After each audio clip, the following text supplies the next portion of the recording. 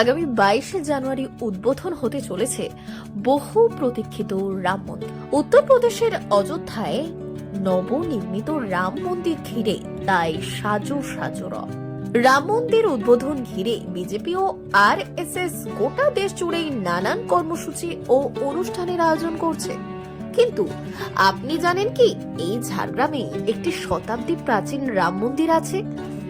সেখানে প্রায় 100 বছরের বেশি সময় ধরে রাম, সীতা ও বজরংবলীর পুজো হয়ে আসছে। যদিও এখানে রাম মন্দির থাকলেও রামজি আশ্রম হিসেবেই বেশি জনপ্রিয়। আগামী 22শে জানুয়ারি অযোধ্যায় রাম মন্দির উদ্বোধন ঘিরে ঝাড়গ্রামের নোটা চনাবেড়িয়া গ্রামের রামজি আশ্রমেও বিশেষ পুজো অর্চনা এবং অনুষ্ঠানের আয়োজন করা হয়েছে। আগামী 22শে জানুয়ারি আমরা আমাদের প্রধানমন্ত্রী নরেন্দ্র মোদীজির আহ্বানে সাড়া দিয়ে যে অকাল দীপাবলি পালিত হবে, সেই হিসাবে আমরা এখানে প্রদীপ প্রজ্বলিত করব। এখানে আমরা লাইটিংও ব্যবস্থা রয়েছে।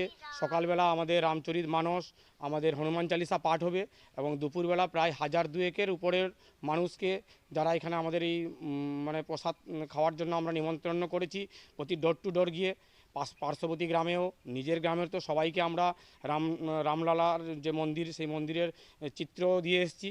তো এইভাবে সেদিন একটা সাজানো গোছানো আমাদের প্রোগ্রাম রয়েছে। ঝাড়গ্রাম নোটা চনাবেড়িয়া গ্রামের রাম মন্দির তথা রামজি আশ্রমের সূচনা হয়েছিল শতাধিক বছর আগে।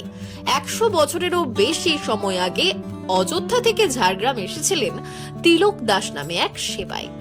তৎকালীন নোটা চনাবেড়িয়া গ্রামের অপরূপ সৌন্দর্য দেখে তিনি এখানেই থেকে যান। পরে একটি আশ্রম তৈরি করেন এবং কালক্রমে তৈরি করেন রামলীলার মন্দির এবং একটি হনুমান মন্দির। পরবর্তী সময়ে এই স্থান রামজি আশ্রম হিসেবেই পরিচিত। এখানে প্রায় শতাব্দী ধরে রামের পুজো হয়ে আসছে। রামনবমীতে হয় বড় উৎসব। এখানে প্রায় শতাধিক বছর হয়ে গেল। আমি জন্ম থেকে দেখছি এই মন্দির আছে, প্রায় শতাধিক বছরের পুরানো। এবং এই যে আমার কাকা আগে ছিলেন, তিনি পুজো করতেন, তার বংশ পরম্পরায় আমি পুজো করছি এখন।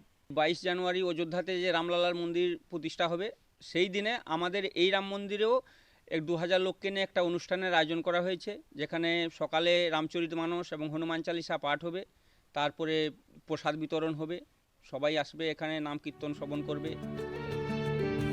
অযোধ্যায় রাম মন্দির উদ্বোধন হওয়ার আগে ঝাড়গ্রামের অতি জনপ্রিয় ও শতাব্দী প্রাচীন এই রাম মন্দির ঘিরেও তৈরি হয়েছে উৎসবের আমেজ। আগামী 22শে জানুয়ারি কয়েক হাজার ভক্তের সমাবেশ হবে বলে আশাবাদী আশ্রম কমিটির।